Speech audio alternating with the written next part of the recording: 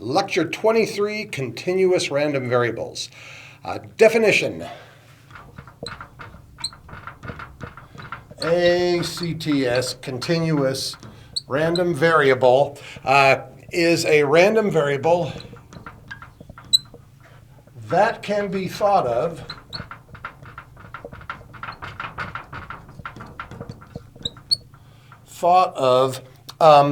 as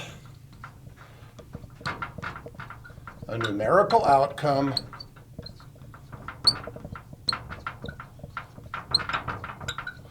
from a random experiment where I've gotten the values by measuring. Okay, as opposed to a discrete random variable, which we think of as numerical outcomes that result from counting. Here we're thinking, at least when we try to realize a practical example, it's usually one in which we are doing a measurement. And this should sound a lot like continuous data. A discrete random variable generates a discrete data set. A continuous random variable will generate a set of continuous data. We'll say more about that. If x is a continuous random variable, x will typically take on values. I say take on values in an interval. So across an entire interval.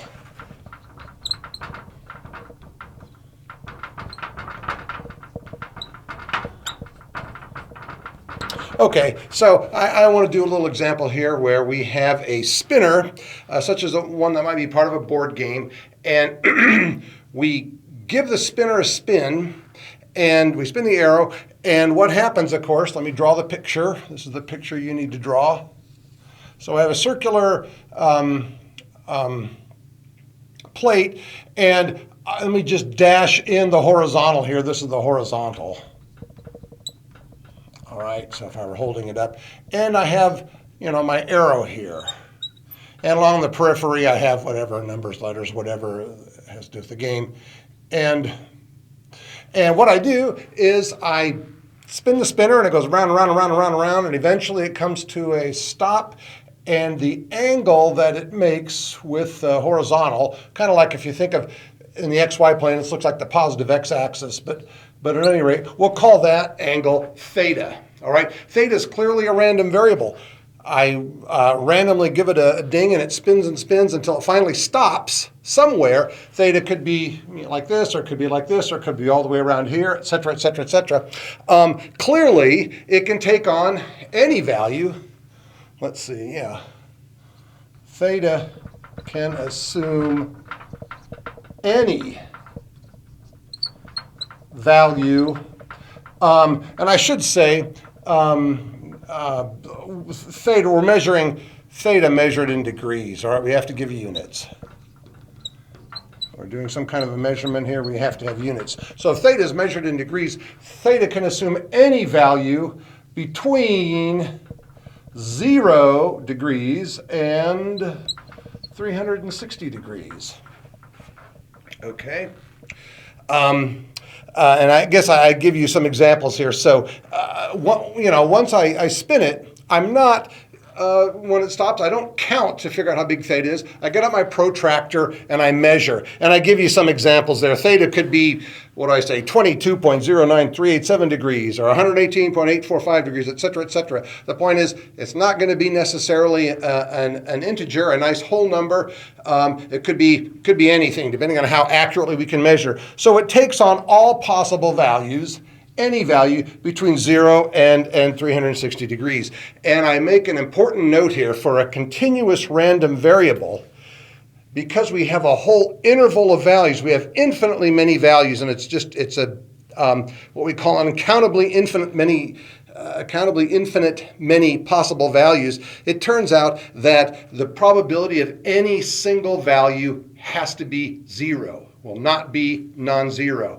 If I assign non-zero probabilities to all the possible values between 0 and 360, it would turn out there's no way to do that such that the total probability would come out to be a finite number. And we know the total probability has to be 1. So when we think about continuous random variables, we think of each single value having really no probability, having zero probability. The question becomes that we're interested in is not so much what's the probability that this random variable, for instance, takes a certain value, but rather that value maybe lies between two values. In other words, the probability that it's in some kind of an interval. Let me do a couple of examples here. So let's see, I guess I want to say that, I guess I point out here if continuous no value has non-zero probability. Did I stay in my margin? Yeah, I did. All right. And contrast this with discrete versus discrete random variable. Separate values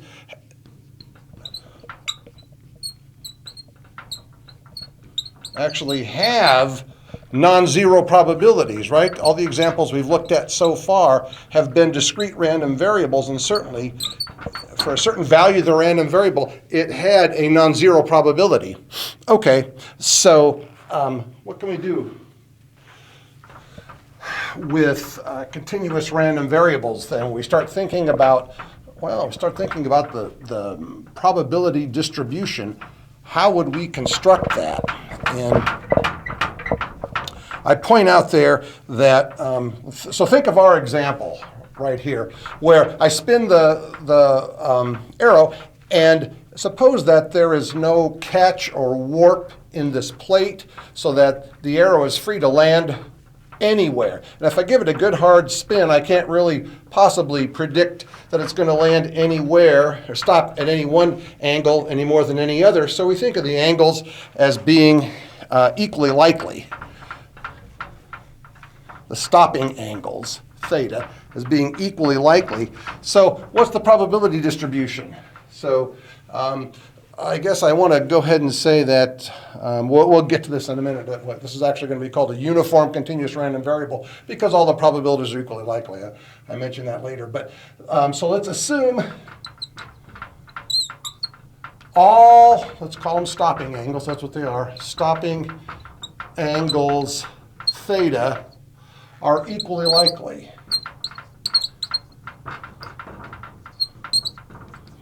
Okay, so what does the probability distribution chart look like?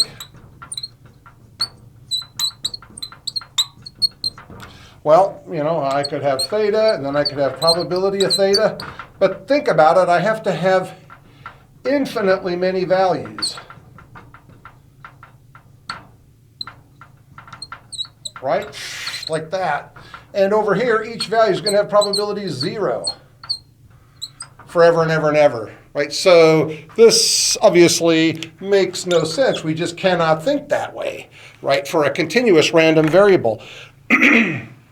We also couldn't draw a histogram. If we tried to draw a histogram, like on each value, we'd have to have an infinitely narrow little bar. And what probability value would we give it? It just doesn't make any sense. We have to give them all 0 values. So it doesn't make any sense to draw a histogram.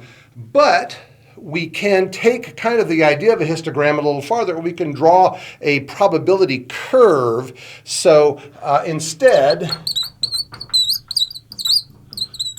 we can draw what's called a probability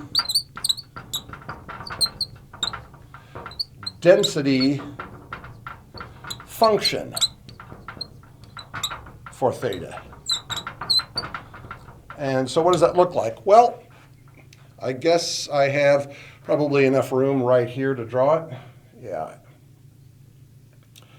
So I will, as before, put the values for the random variable on the horizontal axis. And I know that my low value is 0 and my high value is 360. So, I say theta in degrees, right? All right. Well, now what do I do? That's supposed to be a straight line there. It's not very straight, but good enough. What do? I need to somehow indicate that the probability is uniform all the way across, And what I want to do, I know that I want to have that the total probability of all this infinitely many possibilities has to be 1. This is where area really becomes important. So what I'm going to do is I'm just going to say, since they have all the same likelihood of happening when the spinner stops, I'm going to just put a bar all the way across like this. What's the height of the bar? The answer is I have to pick the height to be so that the total area of all possibilities is 1. If the length of the bar is 360, which it is, 360 minus 0, the height of the bar better be 1 over 360. What I've just guaranteed is that the total probability is what it has to be, which is 1. If I think of the probability as area. And that's going to be so important now when we start working with continuous random variables. The total probability has to be always 1. And I will go ahead and say here, this is an example of a uniform, continuous random variable.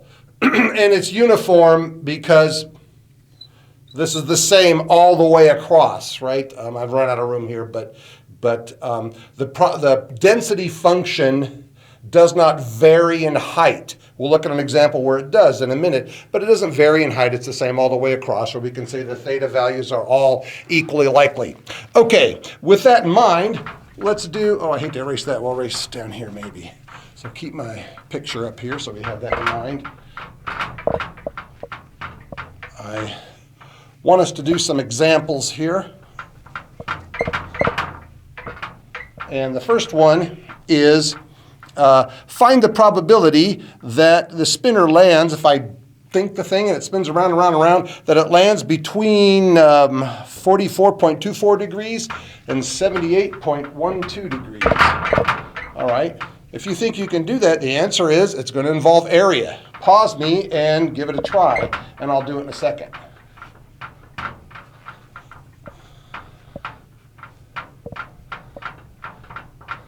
Okay, so number 1, I want the probability that theta lands between 44.24 degrees and 78.12 degrees. So what I'm really asking for is the probability that 44.24 degrees is less than theta, which is less than 78.12 degrees.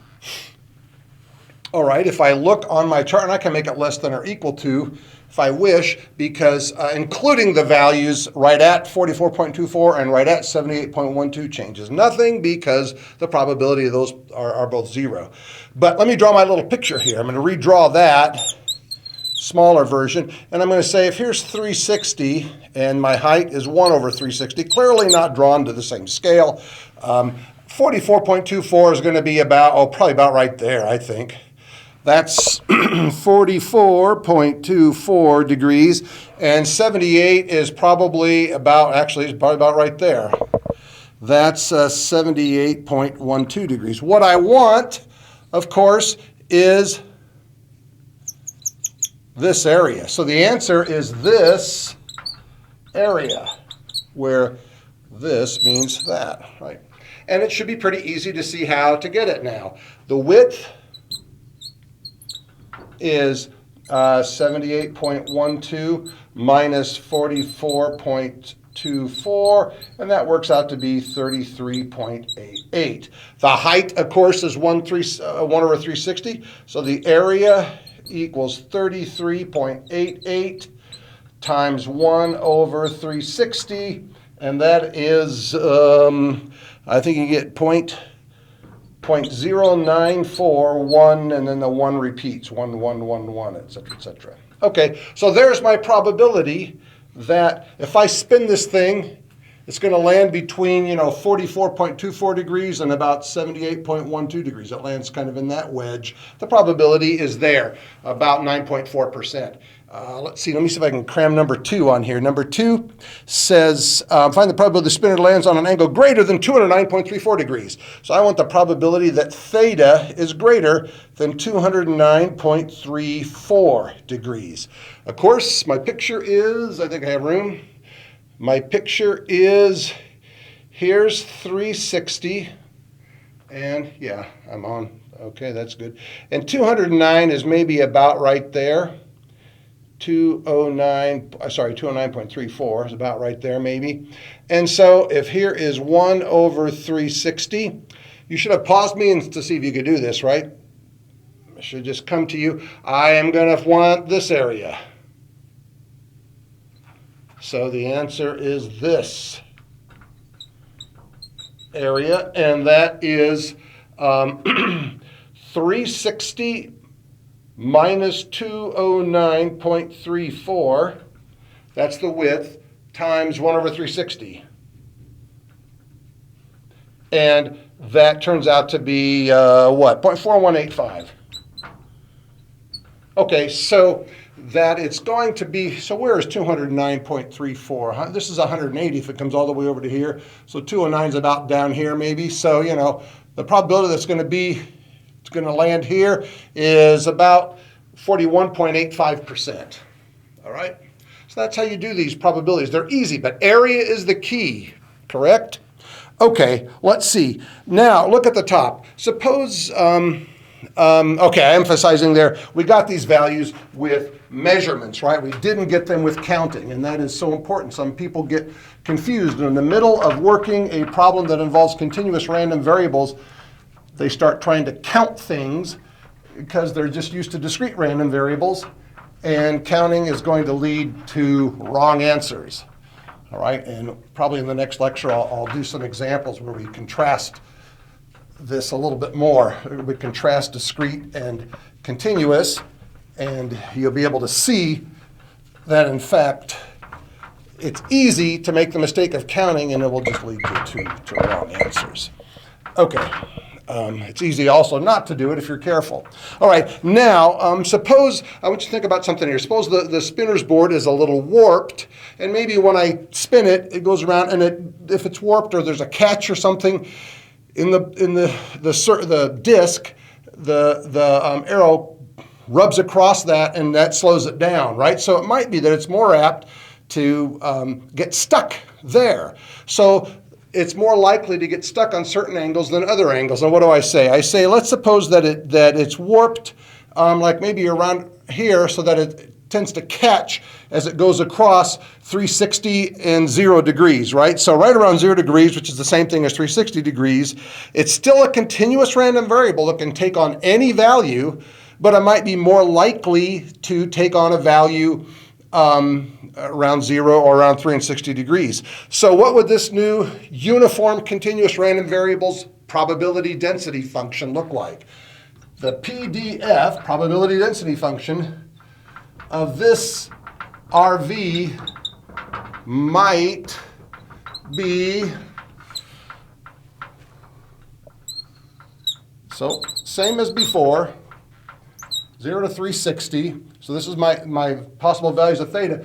But now what I may find is that there's more area near 0 and near 360 than there is in the middle, okay? Because it's more likely to get stuck around 0 and 360 and less likely to be stuck in the middle. It's still the case.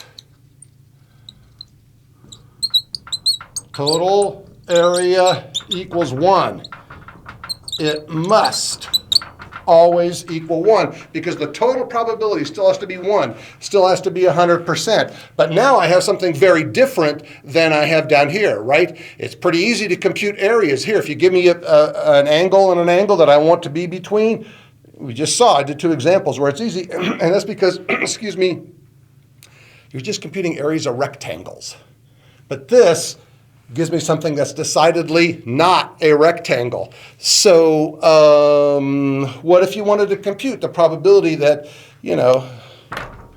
What if you want, I'll just say the probability that theta is less than 90 degrees equals, well, there's about 180, so there's about 90, right? That's 90. So I'm asking for this area.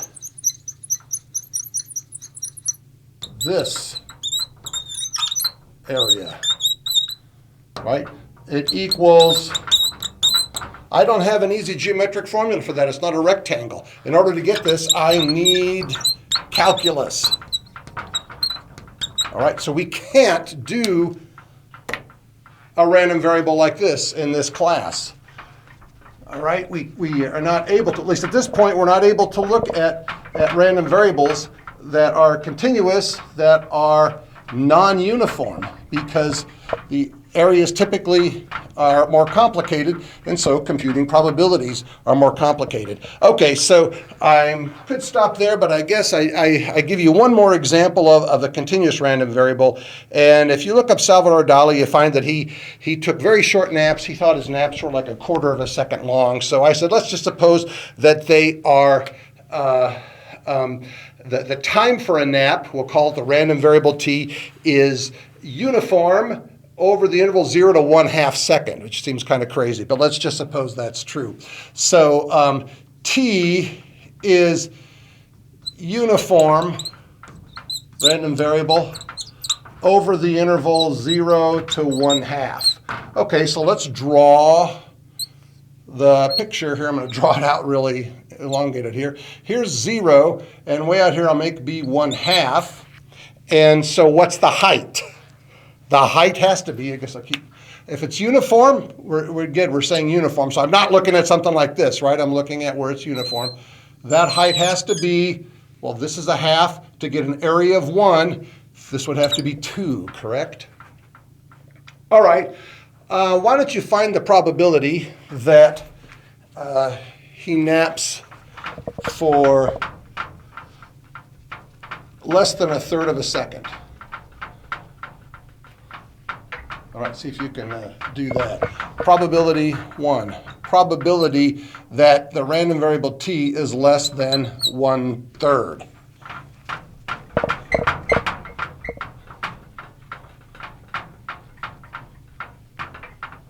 And of course, I feel like I'm giving you time to do it because I'm erasing, but really, I guess you can take this time. You don't have to pause me if you can get it while I'm erasing.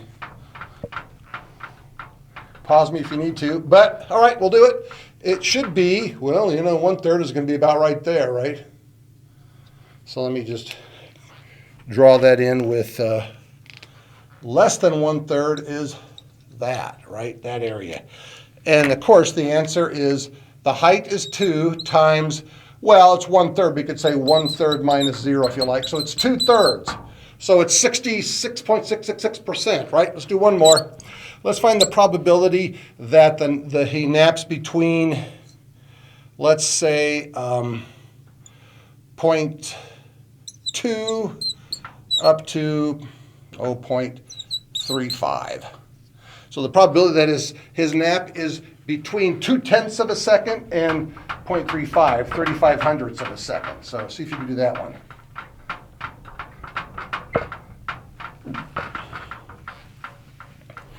Okay, so 0.2 is going to be about right here, I'd say, and 0.35 will be a little bit past 1/3.